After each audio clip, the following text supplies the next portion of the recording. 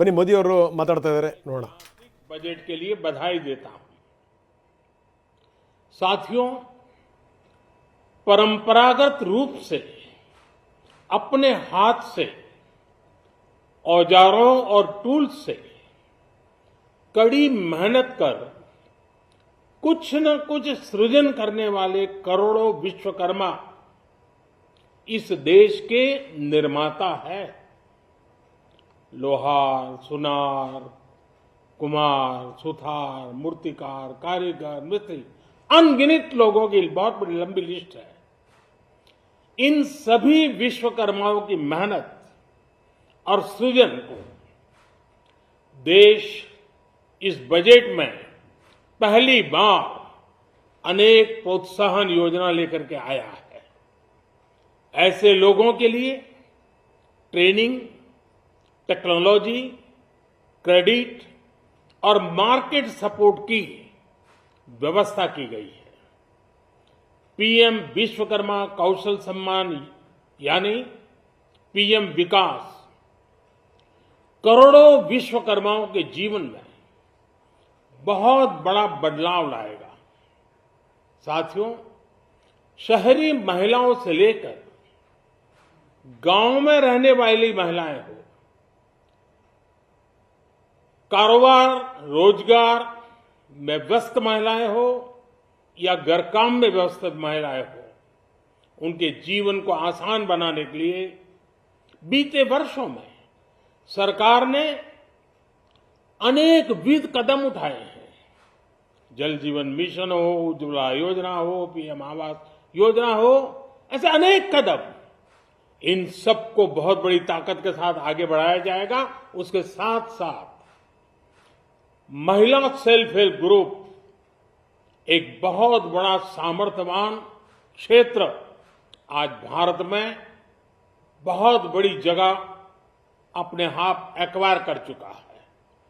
उनको अगर थोड़ा सा बल मिल जाए तो मिरेकल कर सकते हैं. और इसलिए विमेन सेल्फ हेल्प ग्रुप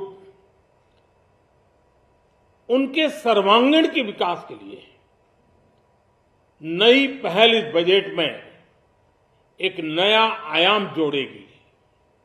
महिलाओं के लिए एक विशेष बचत योजना भी शुरू की जा रही है और जनधन अकाउंट के बाद ये विशेष बचत योजना सामान्य परिवार की गृहिणी माताओं बहनों को बहुत बड़ी ताकत देने वाली है. ये बजट सहकारिता को ग्रामीण अर्थव्यवस्था के विकास की धुरी बनाएगा. सरकार ने कोऑपरेटिव सेक्टर में दुनिया की सबसे बड़ी अन्न भंडारण योजना बनाई है, स्टोरेज कैपेसिटी. बजट में नए प्राइमरी कोऑपरेटिव्स बनाने के लिए एक महत्वाकांक्षी योजना का भी ऐलान हुआ है. इससे खेती के साथ साथ दूध और मछली उत्पादन के क्षेत्र का विस्तार होगा. किसानों, पशुपालकों और मछुआरों को अपने उत्पाद की बेहतर कीमत मिलेगी.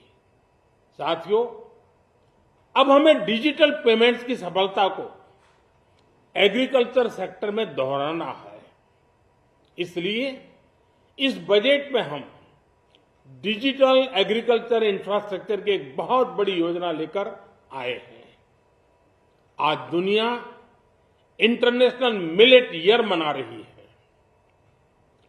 भारत में मिलेट्स के अनेक प्रकार हैं, अनेक नाम हैं. आज जब मिलेट्स घर घर में पहुंच रहा है, पूरी दुनिया में पॉपुलर हो रहा है, तो उसका सर्वाधिक लाभ भारत के छोटे किसानों के नसीब में है. और इसलिए आवश्यक है कि नए तरीके से उसको आगे ले जाया जाए. इसकी एक नई पहचान, विशेष पहचान आवश्यक है. इसलिए अब इस सुपर फूड को श्री अन्न की नई पहचान दी गई है.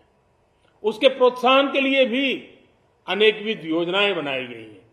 श्री अन्न को दी गई प्राथमिकता से देश के छोटे किसानों, हमारे आदिवासी भाई बहन जो किसानी करते हैं उनको आर्थिक संबल मिलेगा और देशवासियों को एक स्वस्थ जीवन मिलेगा। साथियों, ये बजट सस्टेनेबल फ्यूचर के लिए green growth, green economy, green energy, green infrastructure और ग्रीन जॉब्स को एक अभूतपूर्व विस्तार देगा। बजट में हमने टेक्नोलॉजी और न्यू इकोनॉमी पर बहुत अधिक बल दिया है। एस्पिरेशनल भारत आज road, rail, metro, port, waterways हर क्षेत्र में आधुनिक इंफ्रास्ट्रक्चर चाहता है। नेक्स्ट जनरेशन इंफ्रास्ट्रक्चर चाहिए। 2014 की तुलना में इंफ्रास्ट्रक्चर में निवेश पर 400% से ज्यादा की वृद्धि की गई है। इस बार इंफ्रास्ट्रक्चर पर 10 लाख करोड़ रुपए का अभूतपूर्व इन्वेस्टमेंट भारत के विकास को नई ऊर्जा और तेज गति देगा। ये निवेश युवाओं के लिए रोजगार के नए अवसर पैदा करेगा, एक बहुत बड़ी आबादी को आय के नए अवसर उपलब्ध कराएगा। इस बजट में ईज ऑफ डूइंग बिजनेस के साथ साथ हमारे उद्योगों के लिए क्रेडिट सपोर्ट और रिफॉर्म्स के अभियान को आगे बढ़ाया गया है। एमएसएमईज के लिए 2 लाख करोड़ रुपए के अतिरिक्त ऋण की गारंटी की व्यवस्था की गई है।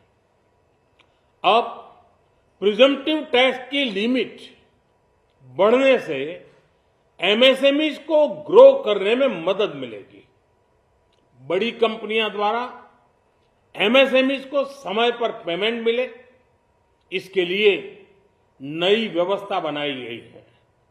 साथियों, बहुत तेजी से बदलते भारत में मध्यम वर्ग, विकास हो या व्यवस्था हो, साहस हो या संकल्प लेने का सामर्थ्य हो, जीवन के हर क्षेत्र में आज भारत का मध्यम वर्ग एक प्रमुख धारा बना हुआ है। समृद्ध और विकसित भारत के सपनों को पूरा करने के लिए मध्यम वर्ग एक बहुत बड़ी ताकत है। जैसे भारत की युवा शक्ति ये भारत का विशेष सामर्थ्य है, वैसे ही बढ़ता हुआ भारत का मध्यम वर्ग भी एक बहुत बड़ी शक्ति है। मध्यम वर्ग को सशक्त बनाने के लिए हमारी सरकार ने बीते वर्षों में अनेकों निर्णय लिए और ईज ऑफ लिविंग को सुनिश्चित किया है। हमने टैक्स रेट को कम किया है, साथ ही प्रोसेस को सिंप्लीफाई, ट्रांसपेरेंट और फास्ट किया है। हमेशा मध्यम वर्ग के साथ खड़ी रहने वाली हमारी सरकार ने मध्यम वर्ग को टैक्स में बड़ी राहत दी है। इस सर्वस्पर्शी और विकसित भारत के निर्माण को गति देने वाले बजट के लिए मैं फिर एक बार निर्मला जी और उनकी पूरी टीम को बहुत बहुत बधाई देता हूं और देशवासियों को भी बहुत बधाई के साथ साथ मैं आह्वान करता हूं, आइए अब नया बजट आपके सामने है, नए संकल्पों को लेकर के चल पड़े। 2047 में समृद्ध भारत, समर्थ भारत, हर प्रकार से संपन्न भारत हम बना के रहेंगे। आइए इस यात्रा को हम आगे बढ़ाएं। बहुत बहुत धन्यवाद।